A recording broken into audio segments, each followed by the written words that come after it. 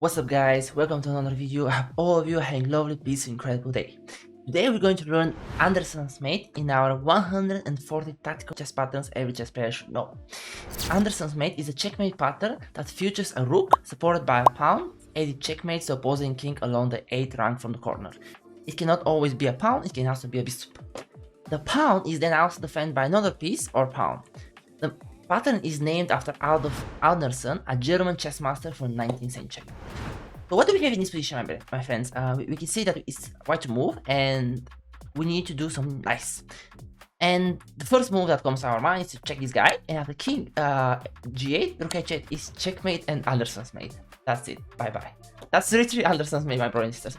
Of course, it's not that simple, of course. The pawn can be a bishop, as we'll see, but it's a pawn in the 8th rank or the 1st rank for black, of course. And the king is supported by a pawn, piece, or king. This is literally Anderssen's mate. So that's the definition of it. And now we're gonna see some examples how to do it in the middle game, sacrifice to achieve it.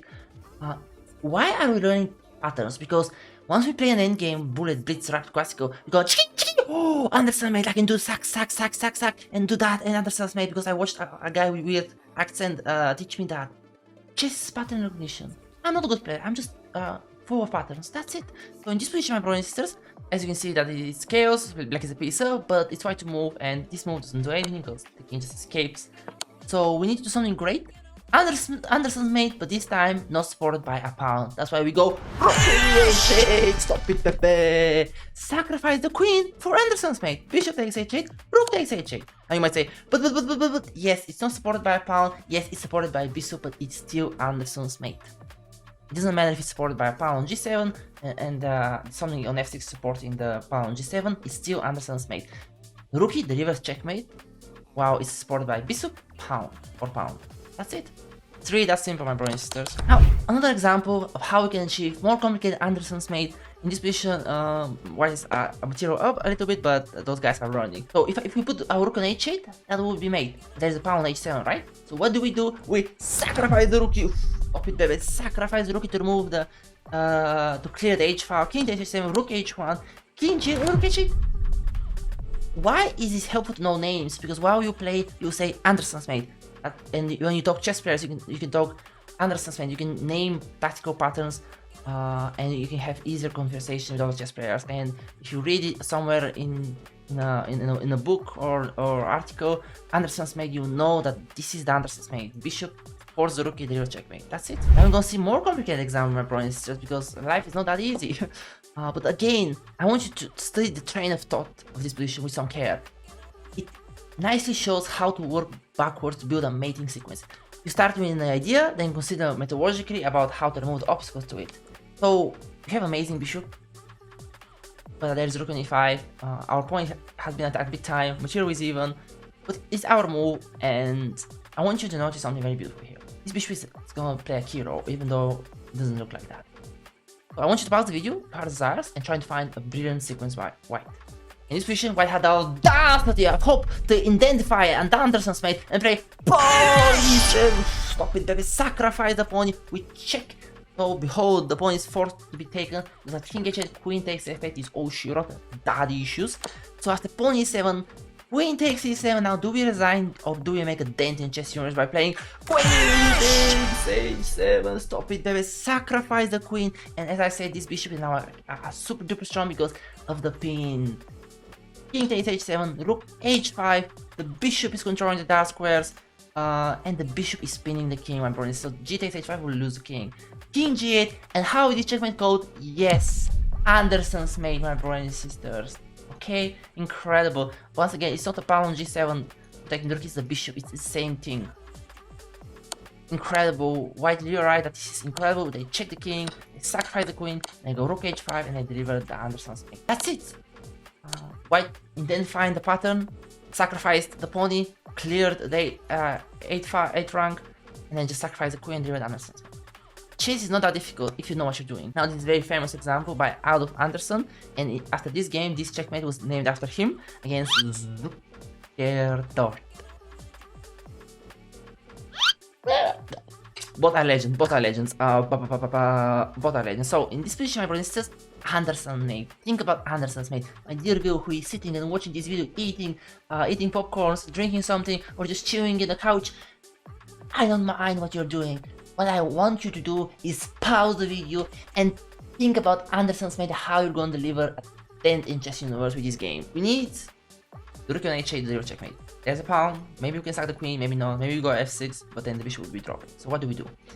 We sacrifice the queen with brilliant! Stop it, baby! For rook h3 when appropriate, when applicable, and black has to take, and now there are two winning moves here. Now f6 is the best move here because it doesn't allow queen h6. But my dear viewer, if you have calculated rook h3, then this is still winning, but it takes more moves because after queen h6, now it's super important not to play this because queen h7. It's important to go queen g8. Stop it, baby! Sacrificing the queen take. Now f6, my bro, starts checking the king while the rook is now cleared. If you go f6 right away, you can still win the game, but more boring.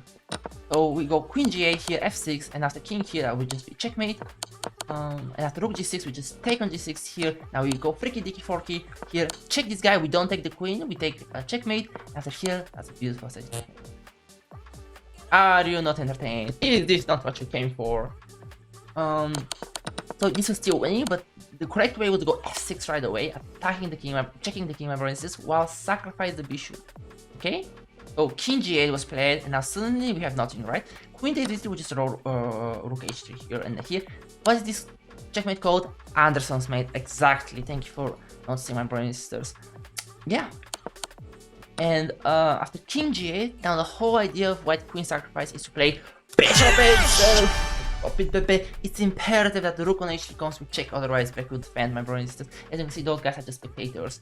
King to h7, rook h3, behold, the rook is controlling g5, there's no king g6, king g8, and beautifully displayed Anderssen's mate, my brothers and sisters. Incredible. Are you not entertained?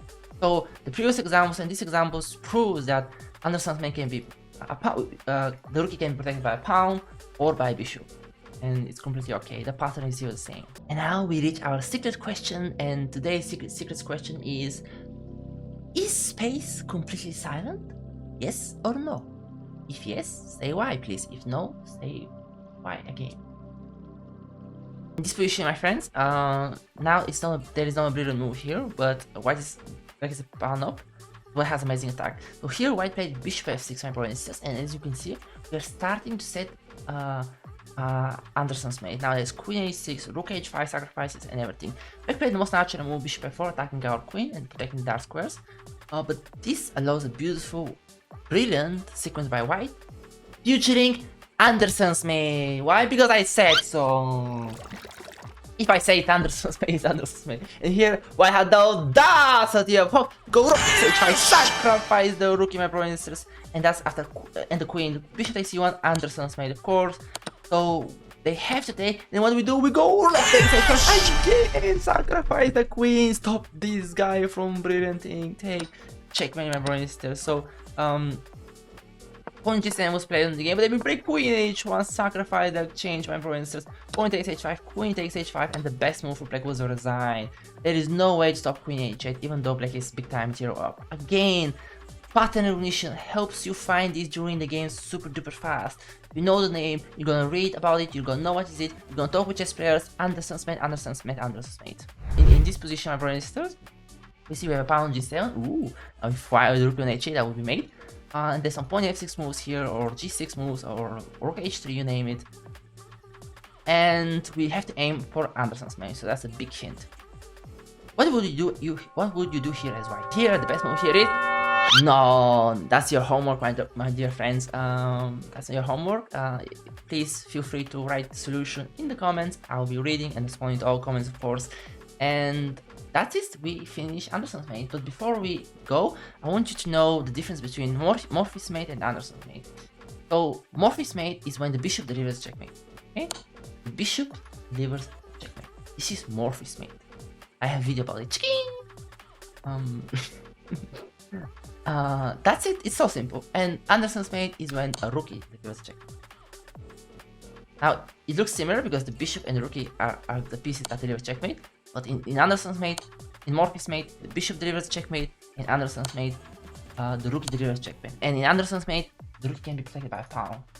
and the pawn is being protected by a king or bishop or another pawn. If you want to practice those 140 tactical patterns, you can go to chessmind.ai, go to puzzles, and then you can scroll down, drop down, and you can choose tactical pattern you want to learn, which is amazing. For example, you want to learn the Arabian checkmate, which we covered. You can just go Queen G8 here, and that's all she wrote. You have Arabian checkmate immediately. Again, here, Pawn F6, double check, then you rook takes H7. For example, you want to see some castling tactical patterns, then you just go big castle, check, and then you take the pony. Or for example, here, you take on d8, and then you castle, and then you take on e4, and the teams goes on. It's super duper easy to learn with chessmind.ai. You have rating, and you can even choose the level of the tactics. And the UI is actually super duper fluent, and I really enjoy it. That's it. That's it, my brothers and sisters. Thanks so much for watching. Don't forget to wash your hands, spread peace, love, and happiness, and most importantly, pray for peace and use the whole world. See you on the next video.